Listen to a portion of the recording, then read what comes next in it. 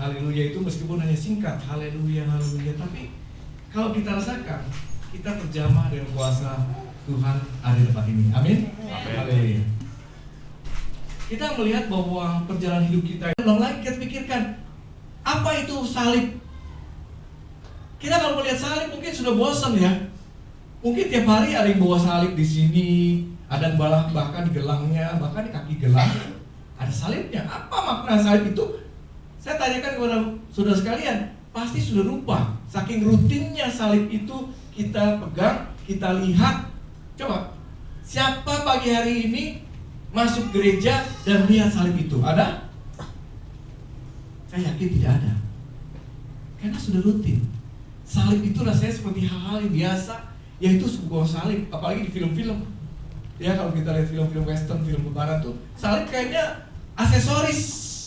Ya, ada gede-gede, yang funky-funky gede-gede dan tato. Salib di belakang yang gede banget.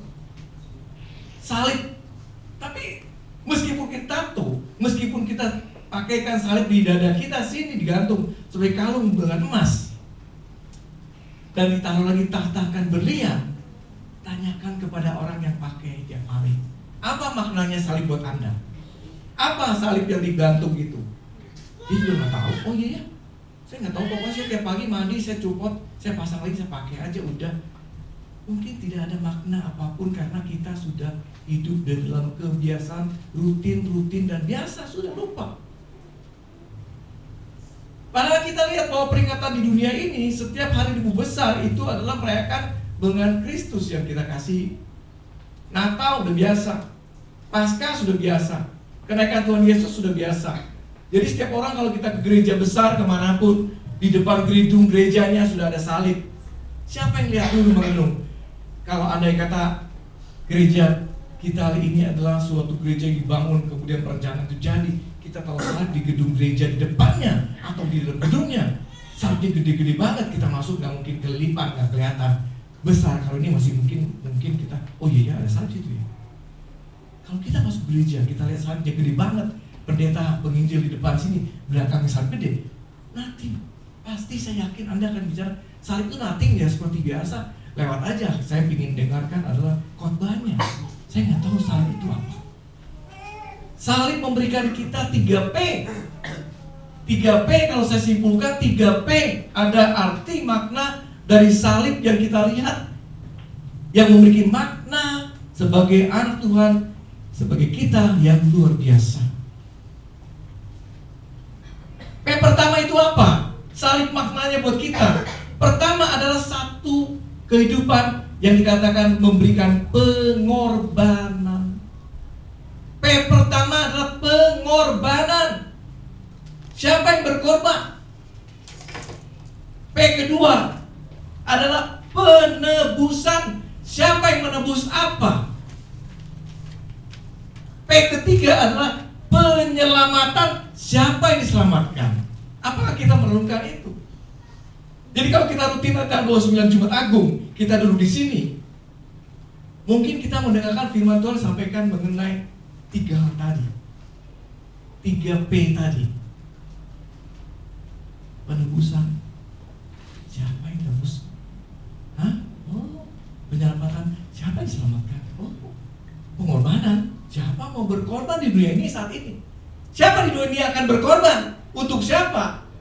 Udah langka.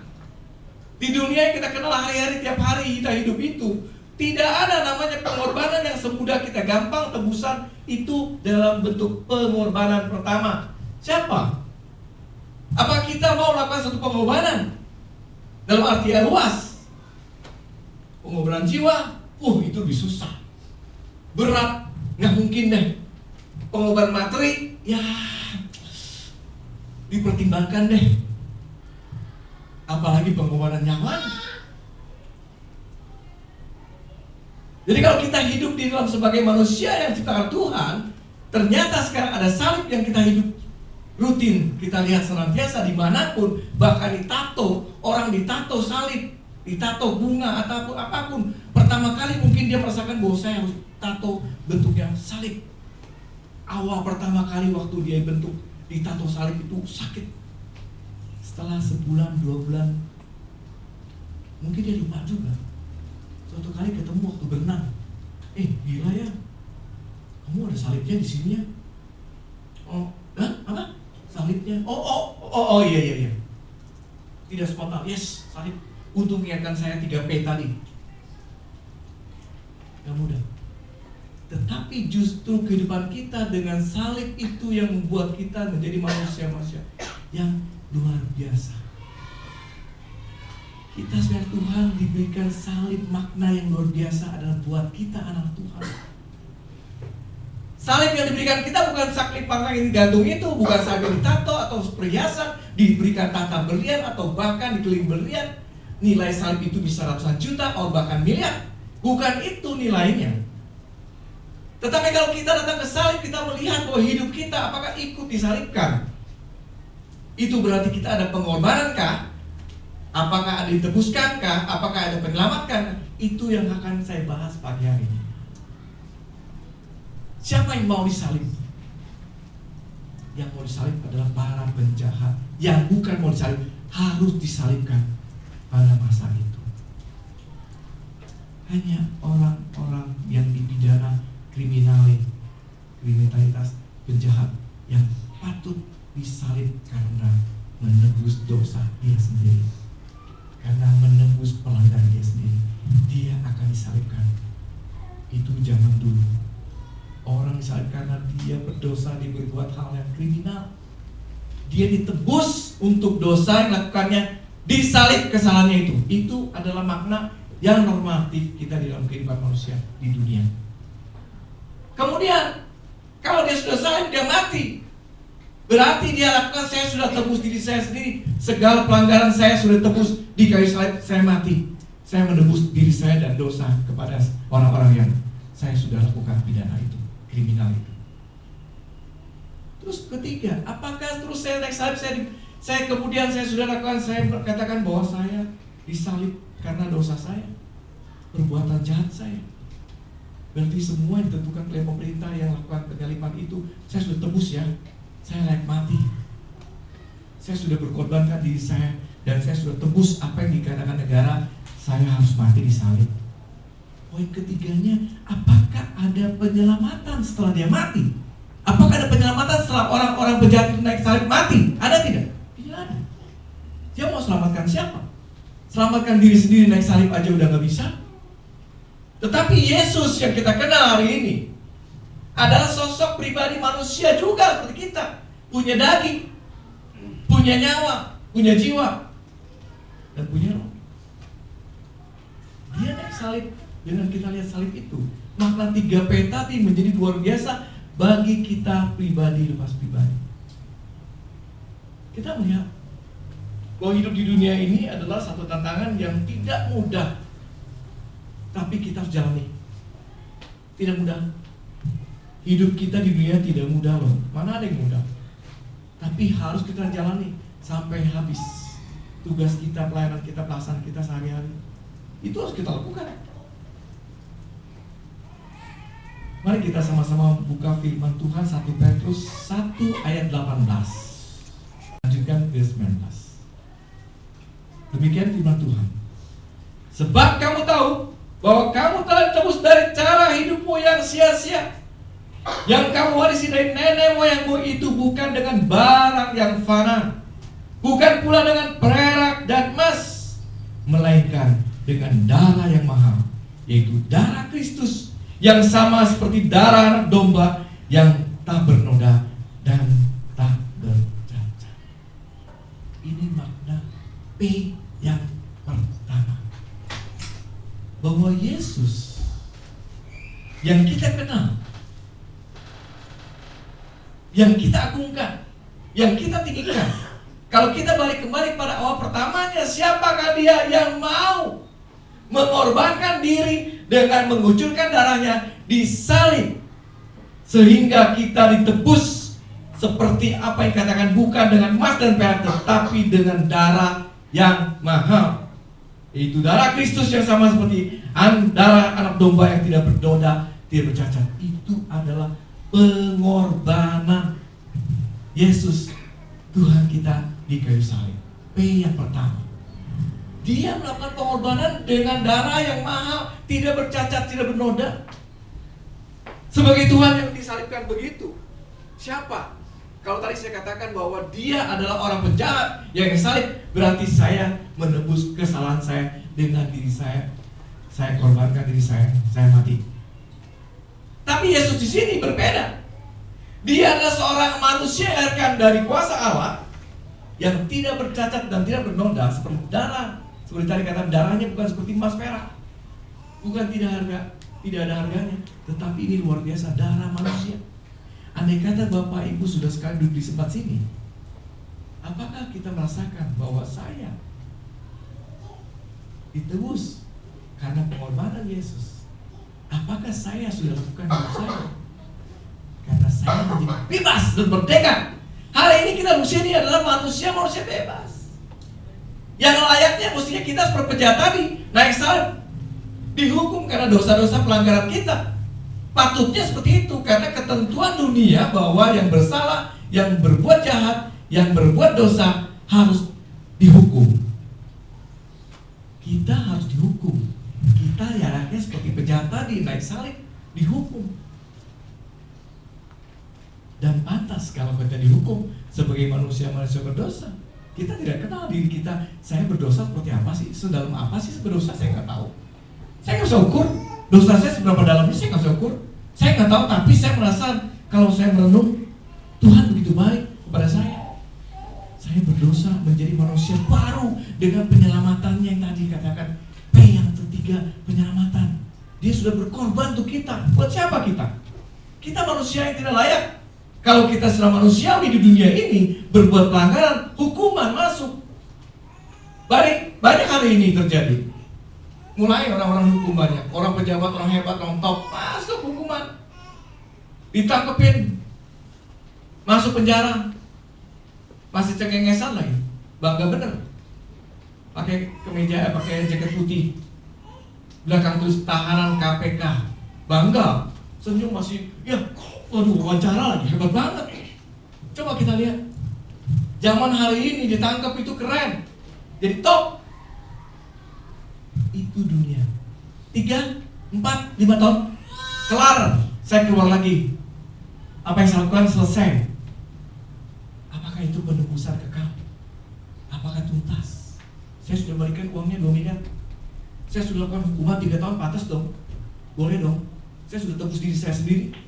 Udah dong, saya keluar lagi jadi manusia biasa lagi. Saya boleh berbisnis dong. Boleh dong, saya lakukan ini lagi, itu lagi. Apapun. Itu kehidupan kita di dunia. Tetapi satu hal yang tidak kita catat diri kita bahwa berbuat salah itu adalah dosa antara manusia dengan hukumannya maut. Yang menakar, yang menghitung adalah Tuhan. Ada sebuah cerita di Jepang itu, mungkin sebagian saudara sekalian sudah pernah dengar juga. Di Jepang itu kalau orang tua itu banyak hidupnya, orang-orang Jepang banyak yang panjang umur sampai 100 tahun, 90, 80 biasa. Tetapi Jepang itu ada satu tradisi, kalau orang-orang tua yang sudah jompo, kalau hidupnya menjadi beban bagi keluarganya, mereka tidak dibuang ke rumah jompo, tidak, dibuang di hutan, di bawah kaki gunung Fuji. Karena merasa keluarganya itu dia sudah menjadi beban keluarga, memberatkan, nggak usah apa-apa, nyusahin. Makan sendokin, kita mesti kerja, kita mesti merawat anak saya punya keluarga, istri saya mesti perhatikan. Bagaimana orang tua saya ini jompo, sudah begini udah lewat, makan suapin, jalan kan bisa bantu, bisa. Tradisi orang Jepang itu, orang tua ini harus ditaruh di hutan, ditinggal di sana sendirian sampai mati di Jepang. Jadi rasanya orang tua itu saat dia melahirkan anaknya, saat dia mendidik anaknya, saat dia menyuapi anaknya, saat dia menemani anak sakit, saat dia apapun anaknya, dia terlalu pemegang, berkorban untuk anaknya itu. Tetapi anak sudah dewasa, melihat ibunya, orang tua, bapaknya sudah reot, sudah rusak, parah, gendong, taruh di hutan, di bawah kaki gunung Fuji. Saya pernah ke sana. Tempatnya serem, ceritanya banyak, menyeramkan. Jadi saya pernah nginep di sana, di Fujitan dekat situ. Pas nginepnya di daerah ada panasnya segala macam. Jadi ceritanya sudah cerita, wah serem, ada gini-gini. Saya sih nggak rasa apa-apa, tapi banyak hal-hal yang mistis terjadi memang.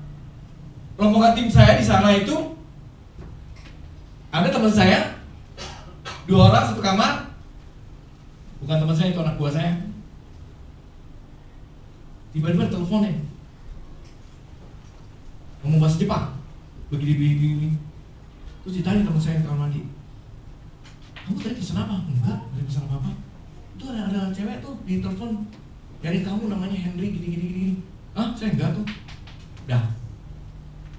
Terus temennya tidur. Yang satu kamar mandi masih mandi. Ada ketok pintu. Tok. Kenceng banget. Dia keluar kamar mandi pakai handuk. Dia lihat temennya tidur. Dia tanya, lu jangan bercanda lu. Itu ketok pintu. Dia masih melek-melek mata. Siapa boleh tidur? Hah? Lu jangan bercanda? Enggak bercanda, siapa yang bercanda boleh tidur. Nah, dia masuk mandi lagi. Dia bingung. Keluar kamar mandi, ganti baju, selesai mau tidur. Terus di depan sepi, telepon bunyi lagi. Tring, diangkat. Orang Jepang nih ngomongnya, perempuan. Siapa nih yang ngomong Jepang? Siapa sih katanya? Siapa semuanya? Yang tadi sama. Hotel internasional tuh nggak mungkin ngomong pakai bahasa Jepang, pakai bahasa Inggris, nih ngomong Jepang. Ngomong apa? Ini hal yang mistis. Dan tempat nginep kita memang itu tempat biasanya orang mandi di situ, air panas, nyelam, enak. Buka luarnya itu alam. Itu waktu itu saya masih ceritanya belum minus, masih 5 derajat, dingin, tapi air panas. Begitu dengan ceritanya bahwa di sana tempat-tempat orang Jepang dibuang di sana. Oh, pantesan. Mistisnya banyak. Yang lain-lainnya. Dan saya mau cerita kembali kepada satu orang ibu yang sudah renta, tidak sanggup lagi, digendong anaknya untuk dibuang di hutan, digendong dibawa. Orang tuanya juga merasa, ya udah ini masa saya, digendong anak saya di hutan, biar saya mati kedinginan di situ. Itu udah model tradisi begitu. Anaknya laki-laki, tinggal ibunya kasih makanan, kasih minum tahu situ. Dia mau pergi. Biasa, wajar, tidak ada ekspresi. Anaknya, udah mah, tinggal ya, ini makanan, ini minuman. Terus ibunya pegang anaknya. Nah, tadi sepanjang jalan, hutan ini jauh, mama sudah patahkan dahan sepanjang jalan waktu kamu gendong apa. Nanti kamu pulang lewat jalan yang ada tanda dahan itu ya, supaya kamu tidak nyasar. Coba kita lihat, ibunya itu udah tua renta, tapi masih memberikan kasih, padahal dia tahu waktu gendong dia akan dibuang di hutan sendiri dan sampai mati kedinginan, meskipun diberi makanan. Dia jalan, dia patahkan, anaknya dikasih tahu, nah nanti pulang kamu ikutin jalan supaya kamu tidak nyasar. Ada dahan-dahan yang saya putuskan sebagai anak. Kita lihat, apakah dia begitu teganya lihat ibunya yang sudah mau dibuang aja masih perhatikan dia? Apa yang bisa perbuat soal itu? Dia nangis habis-habisan, digendong pulang, bawa balik lagi ibunya. Itulah pengorbanan dan juga keselamatan seorang manusia yang mau berkorban, yang mau dibuang, dia masih mau berkorban dirinya, dia cari keselamatan untuk anaknya. Anaknya nangis, nggak tega, kok begitu ibunya, sampai last minute, detik terakhir dia masih perhatikan saya, padahal dia tahu bahwa saya akan buang. Dia abandon herself in the forest till death, nobody knows. Tidak ada yang tahu lagi terakhir siapa orang tua saya, mati. Tetapi ibunya itu masih memiliki kasih, sampai digendong diputusin biar anak gua nggak nyasar nanti kalau pulangnya. Sampai ibunya perhatikan begitu detailnya, padahal dia akan diabandon, dia akan dibuang, dia akan dikecewakan di situ. That's life. Itulah kehidupan manusia.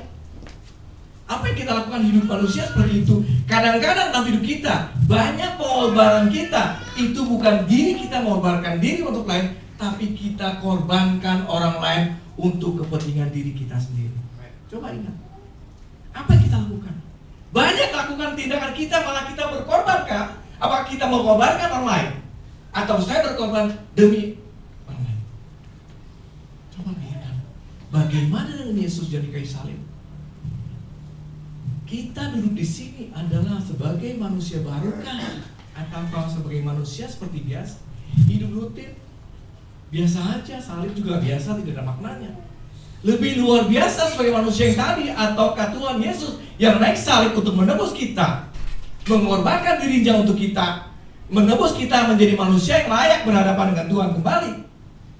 Sehingga makna P itu yang dikatakan adalah horizontal dan vertikal, berarti hubungan sesama manusia itu diperbaiki, hubungan kasih, dan hubungan manusia kepada Allah itu diperbaiki, penebusan, melayakkan kita naik kembali ke tata Allah, menjadi manusia-manusia baru. Jadi jangan kita hanya berpikir bahwa saya pasca itu sepertinya pasca toh. Tidak, bukan hanya pasca kita peringati ada Rabu Abu, ada Rabu lain, ada Sabtu apa segala macam. Bukan itu. Jumat Agung, kalau kita nonton filmnya, saya berkali-kali bilang itu nangis. Begitu hebatnya manusia, jahatnya, luar biasanya Tuhan Yesus bertahan dirinya dicambuk pakai cambuk yang berkail robek sampai dipakukan dengan onak duri mahkota-mahkota tadi, dan dipaku di atas kayu salib dengan cucur darah. Kita ketusuk dikit, kepotong aja teriaknya minta ampun. Ini adalah manusia loh, naik salib, dipaku. Dia hidup sebagai manusia, memang. Bukankah sebagai manusia kita bisa bilang, kan kamu Tuhan, dicolok nggak nangis dong? Siapa bilang? Matanya colok pedih nggak? Siapa bilang? Yesus sama seperti kita. Tetapi adakah hidup kita berpikir bahwa Yesus melakukan itu? Apa kita lakukan bahwa saya menjadi manusia baru karena penyelamatan yang lakukan 3 hal tadi? Bukan hanya yang dilakukan pengorbanan, penebusan, tetapi ada yang ketiga adalah dia melakukan penyelamatan bagi kita pribadi demi pribadi. Ada kita pikirkan itu? Coba kita lakukan. Apa hidup kita hanya seperti itu saja? Mati, udah selesai. Pesan sama anak cucu, sama suami, sama istri, nanti kalau papa mati jangan dibakar ya, sakit. Jangan kubur ya, sendirian. Kasih kuburan yang bagus ya, ngadep danau, ngadep timur. Pagi papa bisa bangun lihat timur matahari, oh nyamannya. Di mana pak maunya? Di San Diego Hill, yang dekat gereja situ ada. Jadi papa bisa pagi-pagi ke gereja dulu ya. Bisa begitu. Manusia berpikirnya gitu. Sepertinya setelah mati itu sama. Kesian deh, ditinggalin sendirian. Ya, kalau papa mama mati, kamu datang ya, tengokin. Lagi bingung. Tengokin ya, jangan tinggal sendiri. Apakah kita sebagai manusia berpikir seperti itu? Apakah Tuhan memang abandon kita juga, membuat kita begitu aja mati di situ? Orang mati tengok orang hidup.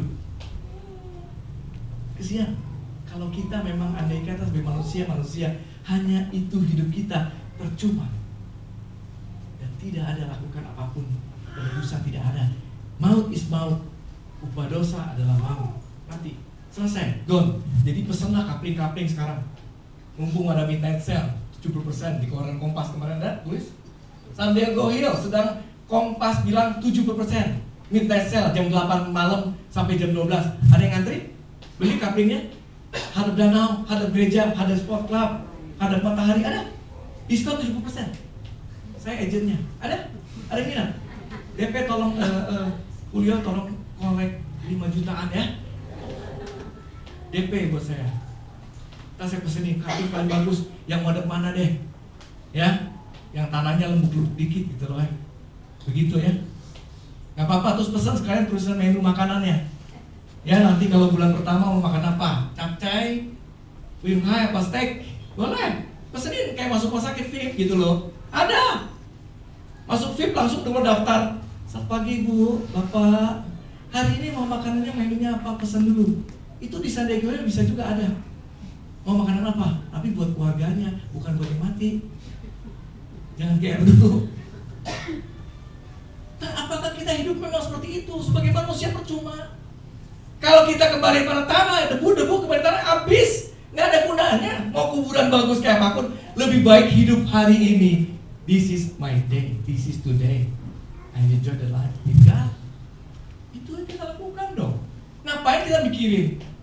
Vin, udah pesan Vin? Pesan apa? Kuburan, gue udah pesan sekalian si John, si ini, si Erna. Mami gue juga pesen Vin sih. Saya diam aja. Enggak. Biar aja itu nggak usah nanti. Ngapain gue bikin sekarang? Ntar kalau saya datang terus sebenarnya. Ayo, mantan pacar saya ajak, kita lihat yuk. Kita punya arus sana. Ini bagus pemandangan loh. Jadi kalau pagi bangun tuh enak. Tuh ada spot club. Pagi bisa pintas dulu. Begitu. Nggak ada guna. Nggak ada guna. Tuhan tahu. Oh, dust to dust. Debu kembali debu, tanah kembali tanah. Selesai. Tetapi satu yang penting kita ketahui dan kita pertahankan adalah roh kita yang kekal, bukan nyawa. Waktu Yesus naik salib terakhir, dia berserah kepada Bapa. Dia juga manusia merasa sakit itu. Waktu dia malamnya berdoa di Getsemani, dia juga tahu penderitaan. Andai kata dia katakan secara manusia, andai kata boleh cawan ini, dosa yang gua tanggung, saya tanggung ini untuk manusia ini, angkatkan dari saya, jangan saya beban. Angkatkan cawan ini, dosa ini dari saya. Andai kata bisa. Yesus juga negosiasi dengan Tuhan, dengan Bapa. Kalau bisa, tetapi dia katakan apa? Namun kehendakmu menjadi Bapa. Dia salib, dia berserah. Jam 3 sore gempa, gelap gulita. Apa yang terjadi? Dia berserah. Eloi, Eloi, lama sabachthani. Bapa. Artinya dia sudah katakan, engkau tinggalkan aku, aku berserah. Selesailah tugas sebagai manusia. Itu adalah kata-kata yang kita hafal di film manapun mengenai Yesus. Eloi, Eloi, lama sabachthani. Mengapa engkau tinggalkan aku? Kalau bisa engkau ambilkan cawan ini daripada penghidupan. Jadi kalau kita hari ini sebagai Tuhan, kita punya salib. Tidak perlu pertentangkan salibnya ada Yesusnya atau tidak. Tidak perlu dipertentangkan. Masih adakah di antara kita pertentangkan salibnya? Kenapa lu punya ada Yesus, gue punya enggak? Lu salah. Yang bilangnya katanya yang dia nggak ada Yesusnya, lu salah. Yesus kan bangkit, nggak disalib lagi. Terus yang satu yang punya salib yang ada kosong, lu salah. Mana ada Yesusnya? Cuma kayu biasa. Buat apa dipertentangkan? Yang penting adalah makna pengertian kita. Apakah ada dalam hidup kita yang baru menjadi manusia baru? Itu yang penting. Salib itu menjadi satu pertanda. 3P ini mesti kita ingat.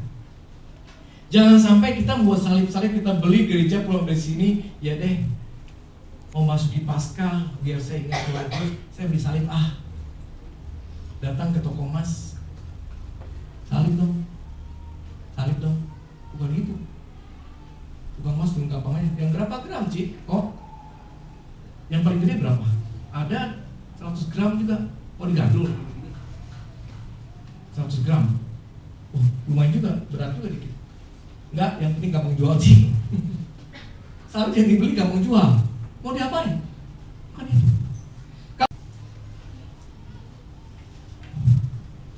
Roma 5 ayat 8 dan 9. Demikian firman Tuhan.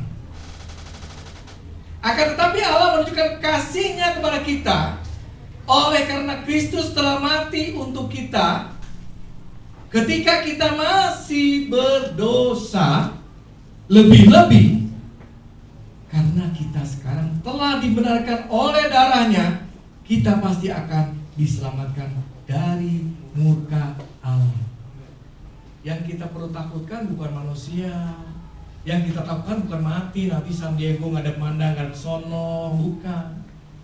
Tetapi yang kita takutkan adalah apakah kita mati kekal atau hidup kekal, ataukah mati kekal karena murka Allah, kita tempatnya kekal di neraka. Itu yang penting kita ketahui.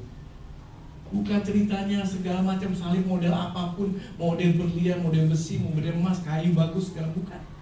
Tetapi makna pengertian Yesus lakukan di insan hidup kita, itulah 3P yang kita mesti kenal. Jangan sia-siakan hidup kita. Kalau tiap hari kita duduk di gereja, kita tidak kenal Tuhan. Kan saya selalu tegaskan, Tuhan itu adalah firman. Kalau saya tanya di mana Tuhan, kita tanya pada diri sendiri. Kita mengenal firman Tuhan tidak? Kita kenal Tuhan melalui firman-Nya. Firman timbul itu buat kita di gereja, di tempat kita merenungkan atau buka Alkitab atau renungan harian atau apapun, kita belajar firman. Berarti kalau kita mengenal firman-Nya, berarti kita kenal Tuhan, yaitu melalui Yesus Kristus. Coba kita lihat hamba Tuhan yang luar biasa, Yohanes, Petrus. Mereka hidupnya adalah penuh pengabdian, pelayanan untuk Tuhan semua. Apakah mereka takut menghadapi hidup itu sampai matinya kayak apa? Petrus tahu? Petrus matinya kayak apa? Salibnya terbalik. Dia berkorban, dia merasakan saya tidak pantas sebagai manusia yang korbankan karena Yesus. Saya mati salib terbalik, kepala di bawah. Semua hamba Tuhan di dalam Alkitab kita kenal, hidupnya melayani Tuhan luar biasa. Dia tahu Yesus saja korbankan dirinya untuk menebus manusia. Dia menebus kita. Nah, kita sebagai manusia biasa, siapa yang mau kita korbankan? Atau seperti ibu tadi, orang Jepang itu, kita korbankan orang tua itu, tinggalkan begitu aja? Ataukah hidup kita ada yang kita korbankan? Siapa? Teman kita, saudara kita, keluarga kita, orang tua kita mau kita korbankan, tinggal udahlah, sebentar lagi juga mati. Apa cuma itu hidup kita? Tetapi Yesus belum mati aja, dia belum tahu aja umur 33, dia rela naik salib untuk menebus kita. Dia berkorban dan memberikan keselamatan untuk kita. Bagaimana kita? Kalau hari ini firman katakan Allah berikan kasih kepada kita oleh karena Kristus telah mati untuk kita ketika kita masih berdosa. Berarti benar-benar Yesus memberikan pengorbanan dirinya untuk kita dan menebus kita dosanya dengan darahnya, dan diberikanlah keselamatan buat kita semua. Amin. Tuhan memberikan keselamatan buat kita. Kalau hari ini kita duduk di sini, telinga kita mendengar, iman kita timbul karena firman tidak kembali sia-sia. Itu kehendak Tuhan buat kita. Kalau saya melayani di sini, Pak Franky melayani di sini, Bu Gembala melayani di sini, kita semua melayani di sini. Untuk siapa? Saya korbankan diri, atau saya korbankan orang lain, atau saya nyaman-nyaman saja? Kita jauh. Kalau saya hanya bisa hari Minggu sebulan sekali ke sini, saya katakan dengan bangga, saya korbankan 3 jam waktu saya buat Engkau Tuhan.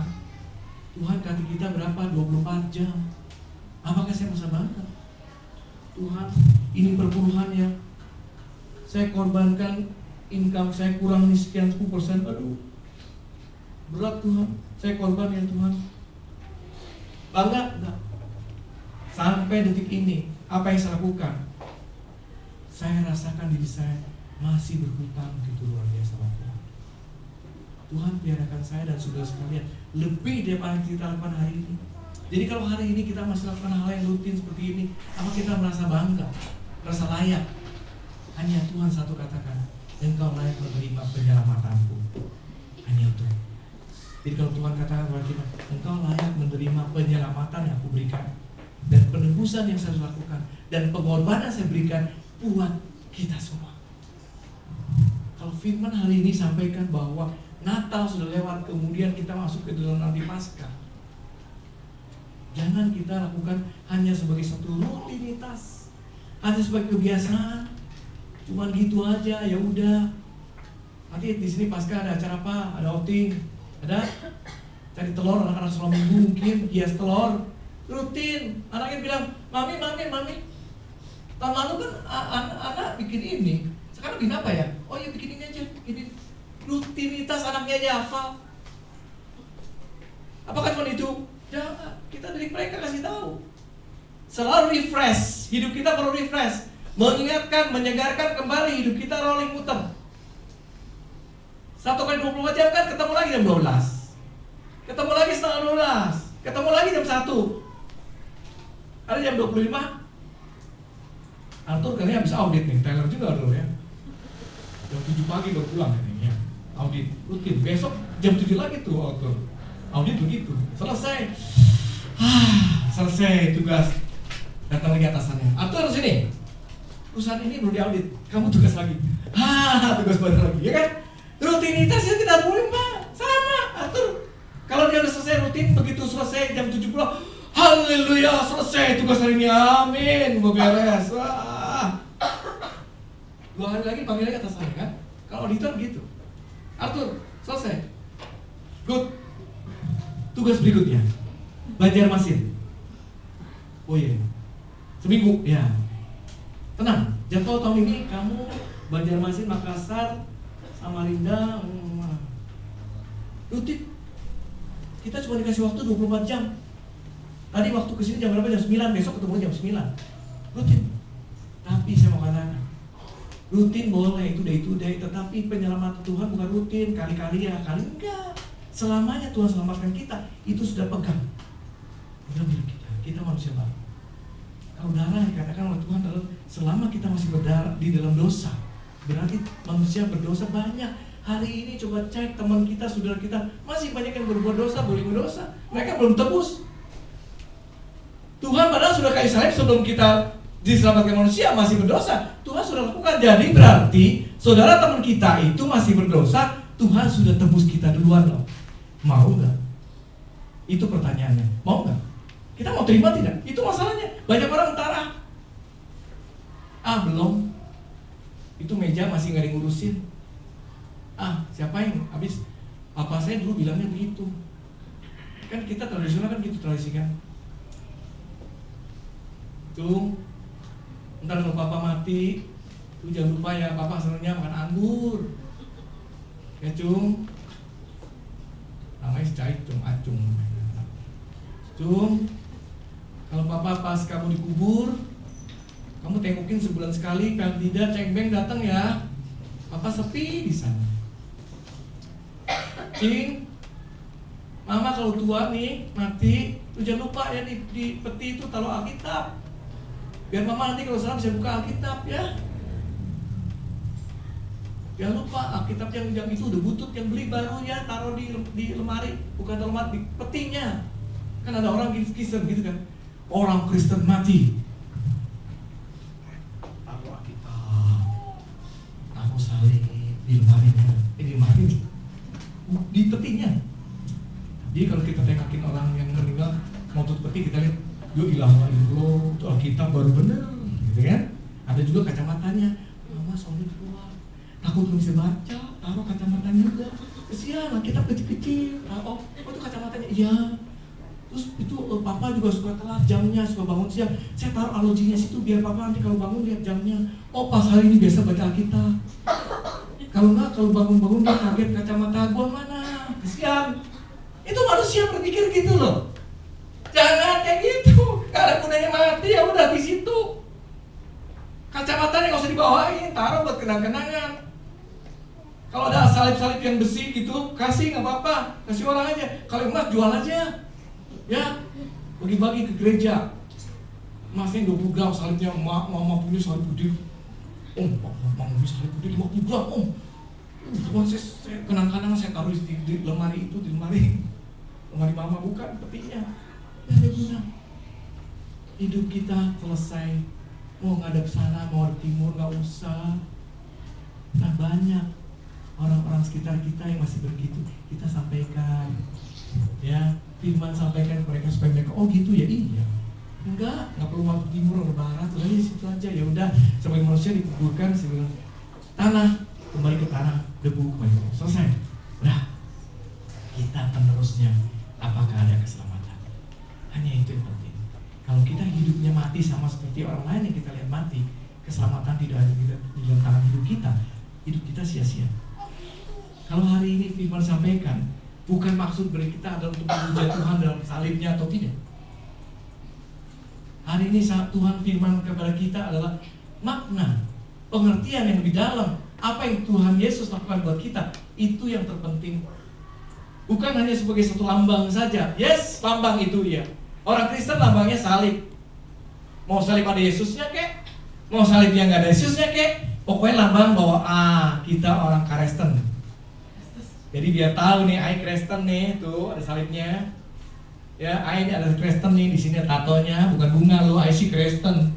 Tuh, ya, orang-orang mana itu mah bunga, gua mah enggak. Mau lihat, tuh. Bukan, nggak ada guna. Tapi firman hari ini sampaikan adalah bahwa kita yang penting menerima firman itu sebagai makhluk baru, sebagai Tuhan yang diberikan kita ciptaan baru. Itu yang penting karena Yesus sudah salibkan. Kalau pagi hari ini firman sampaikan bagi kita hanya sia-sia didengarkan, saya tidak lakukan, itu percuma. Kisah Para Rasul pasal 4 ayat 12. Kisah Para Rasul pasal 4 ayat 12. Demikian firman Tuhan, dan keselamatan tidak ada di dalam siapapun juga selain di dalam Dia, yaitu Yesus. Sebab di bawah kolong langit ini tidak ada nama lain yang diberikan kepada manusia yang olehnya kita dapat diselamatkan. Amin. Amin. Jelas firman. Karena yang menyebarkan firman itu hamba Tuhan banyak. Kira Para Rasul menyampaikan hidupnya waktu saat itu. Mereka menikmati pelayanan dari Yesus sampai pada naik salib dan naik ke surga. Mereka bisa menyampaikan firman itu menjadi satu kebenaran buat kita. Itu yang penting. Kebenaran Yesus bagi kita adalah bahwa buktikan hidup ini adalah berharga bagi kita karena dan keselamatan tidak ada siapapun, nggak ada, nggak usah cari siapa-siapa deh, nggak usah cari engkau, cek, nggak usah. Buktinya tadi aja mau dibuang ke hutan, buat apa lagi? Udah susah. Kalau udah tua kan, peot kan susah ya. Udah mau ngapain nyusahin? Aduh, gimana sih suami istri berunding? Aduh, gimana sih? Tahu mah jompo aja ya. Aduh, taruh aja capek, gue susah. So, yang diberikan oleh sini Yesus berkatakan bahwa di kolong langit tidak ada nama lain dan keselamatan tidak ada. Jadi kalau kita hidup mengenal manusia dengan manusia, percuma. Kita berpegang sampai putih rambutmu, aku tetap setia bagi Allah. Itu firman Tuhan. Dan keselamatan tidak ada dalam siapapun, hanya satu, dalam Yesus. Kalau pagi hari ini firman sampaikan buat kita, coba kita terima firman itu agar iman kita tumbuh. Jadi kalau hari ini kekecewaan, kegagalan, kesuksesan apapun, no problem, saya jalani hidup itu. Tetapi yang penting bahwa saya sudah menjadi manusia baru. Saya yang penting adalah Tuhan sudah selamatkan saya menjadi manusia baru. Kalau saya hari ini merasakan bahwa saya selalu merenung, saya berdosa, saya bersalah, saya berdosa, nggak ada gunanya. Siapa yang bisa tebus kita? Kalau kita mencuri, ditangkap polisi, masuk penjara 3 bulan. Curi ayam 3 bulan, curi 5 miliar 3 bulan. Mau begitu boleh aja, sama aja. Jadi curi ayam 5 miliar gitu ya. Ya kan? Kan manusia pikir gitu ya. Gila, curi ayam 3 bulan. Curi duit 5 miliar 3 bulan, gue curi duit aja 5 miliar. Ya udah, kemplangin loh. Ya, bukan itu. Tapi firman di sini sebutkan bahwa di kolong langit ini, yaitu kita hidup dalam dunia ini, kalau sudah waktunya tiba, no problem. Saya kadang-kadang kalau tidur bangun pagi saya suka kaget. Saya masih hidup nggak ya? Kok tidurnya nggak ingat apa-apa, lupa, nggak ada apa-apanya gitu. Pernah nggak gitu? Tidur nyenyak banget, tau-tau bangun. Kok tidur seberapa jam saya nggak berasa apa-apa tuh? Iya kan? Tidur yang nikmat tuh begitu loh. Begitu bangun tuh rasanya, kecuali sudah tidur bolak-balik 1 jam bangun, 1 jam bangun, ya kesian deh. Tapi waktu kita tidur pada akhirnya, tidur pada terakhir, seperti itu. Saya katakan, one day kita, orang tua kita, siapapun, dia akan sama merasakan kalau kita sebagai Tuhan. Jangan takut, karena keselamatan itu sudah ada diberikan kepada kita. Jadi kalau waktu kita tidur, kita nggak tahu lagi. Itulah kehidupan manusia pada akhirnya. Baterainya habis, habis. Jadi kalau saya waktu itu bangun pun, oh, hidup baru. Siapa yang takut mati hari ini? Nggak perlu takut, biarkan hidup itu jalan sendiri. pada saatnya seperti saya tadi bangun tidur. Saya masih hidup ya, enak banget tidurnya tadi ya. Tapi one day, suatu saat Anda akan rasakan itu. Begitu bangun, hidup baru, manusia baru seutuhnya. Jadi hari ini apapun kita hadapi, gak usah takut. Hidup kita sudah biara dengan firman katakan bahwa kita sudah diselamatkan. Yang tadinya kita tidak layak sebagai manusia merdeka, kita tidak layak sebagai manusia yang tanpa dosa. Kita sekarang manusia yang tanpa dosa karena Yesus sudah disalib menjadi manusia baru. Kalau pagi hari ini salib bermakna buat kita 3P. Pertama, kalau Tuhan lakukan buat kita dan Dia berkorban, cuman hanya berkorban tok, tidak.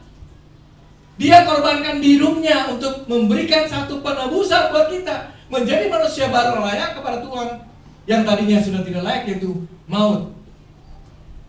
Jadi kalau Tuhan hari ini berikan kepada pengorbanan diri dan juga penebusan buat kita, yang terakhir Dia berikan penyelamatan.